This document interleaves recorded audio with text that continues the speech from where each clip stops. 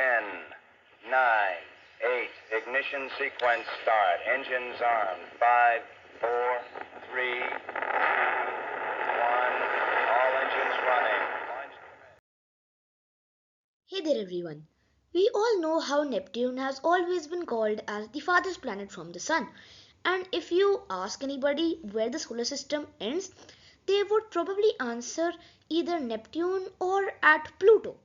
Well, did you know that there is an area which comes after Neptune and stretches way beyond Pluto called the Trans-Neptunian Area? It consists mainly of two bodies. One is the Kuiper belt and the other is the Oort cloud. And not many people know about what lies in the Trans-Neptunian area. So, today we will be discussing in detail about it. Now, here we have a diagram of the solar system which is much more zoomed out in order to show the Kuiper belt. The Kuiper belt starts right at Neptune's orbit, around 30 astronomical units or 4.5 billion kilometers away from the Sun. For those who don't know what an astronomical unit is, an astronomical unit is equal to the distance between the Earth and the Sun, roughly 150 million kilometers. Now, the Kuiper belt is basically a disk of icy objects, also known as comets. It is the source of most short period comets in our solar system which have short orbits, including the famous Halley's comet which passes Earth every 75 to 76 years. So, in case you didn't know, Pluto isn't the only dwarf planet in our solar system, but there are actually 5 dwarf planets, and 4 of them are in the Kuiper belt. These 4 include Pluto, Haumea, Makemake and Eris.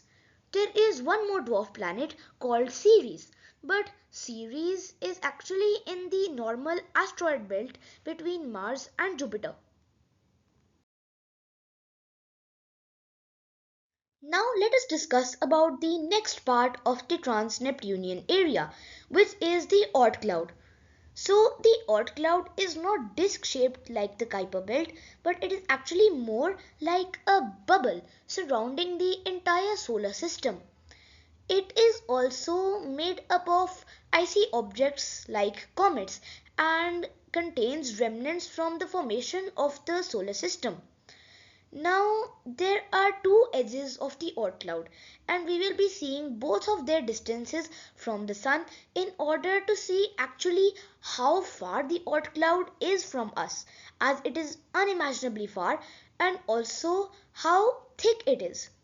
Also from this picture you can already get an idea of how far it is, as the solar system in the center of the Oort cloud looks so small. So now let's move on to the distances from the Sun.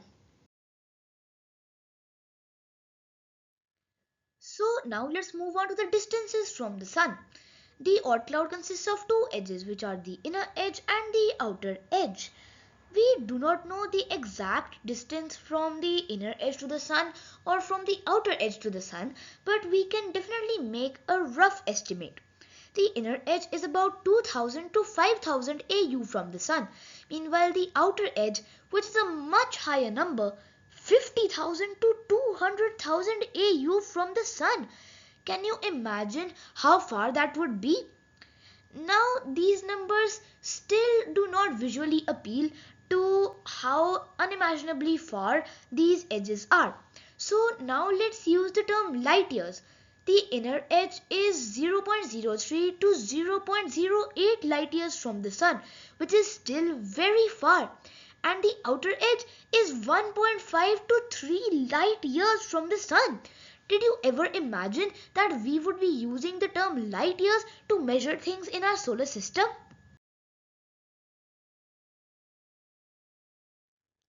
Now, as we discussed before, the Oort cloud is also made up of icy objects or comets. Well, these are not short period comets, but since the Oort cloud is so far away from the Sun, these are called as long period comets and their orbits around the Sun take more than 200 years. But most of long period comets' orbits take thousands or even millions of years to complete.